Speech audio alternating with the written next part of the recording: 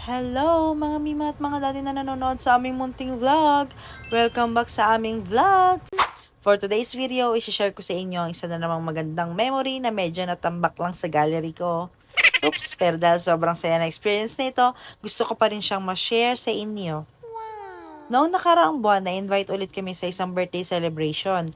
At grabe, another day na puno ng saya, tawanan, kwentuhan at bonding kasama ang mga taong mahal namin. Nakakatuwa lang isipin na dahil sa mga invitations na ganito, hindi lang mga bata ang nag-e-enjoy, pati kami mga magulang. Nakakabuo kami ng mga memories at nakakapag-bonding habang nakikita naming masaya rin ang mga bata. At alam nyo ba, isa sa mga kinatuwa ko talaga ay si Bebe Kalin. Hindi niya ako pinahirapan buong event.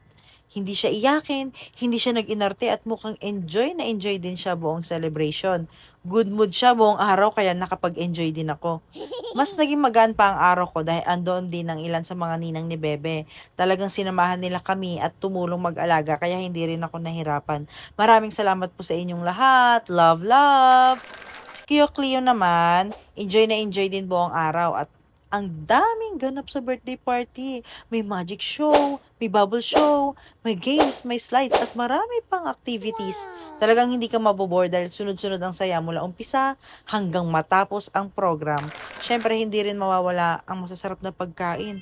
Grabe, busog na busog kami mula sa pika-pika hanggang sa iba't ibang handa. Talagang sulit na sulit. At speaking of sulit, grabe rin ang mga souvenirs, talagang pinaghandaan at napakaganda. Ramdam mo talaga ang effort at pagmamahal ng parents sa kanilang mga bisita.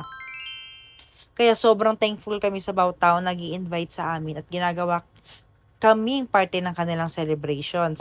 At syempre, happy birthday po sa inyong bebe. Maraming salamat po sa pag-invite sa amin at sa pagiging mabuting kaibigan sa amin. Sana habang lumalaki ang mga bata, mas marami pa silang mabuong masasayang memories at mas tumibay pa ang kanilang samahan. At hindi pa doon natapos ang saya dahil after ng celebration, may swimming pa ang mga bagets. Diyos ko po, Arlos ayaw nang umahon sa tubig ng mga bebe dahil sobrang enjoy. Kami naman ni Bebe Kalin, tamang bantay lang kay Kuya Clio habang nagsiswimming siya. Tamang chill lang kami sa gilid dahil bawal pa ang bebe sa pag-swim. Bawi ka na lang anak pag malaki-laki ka na. Pero at eto na nga, shout out sa inyo at maraming salamat po sa patuloy niyong suporta sa aming munting pamilya at sa aming mga vlog. At kayo naman mga mima at daddy, taga saan po kayo? Comment nyo sa baba dahil baka sa mga susunod naming vlog ay kayo naman ang ma-shout out. Don't forget to like, follow, share at i-comment ang favorite part nyo sa aming vlog na ito. Maraming salamat po sa panonood. See you next vlog.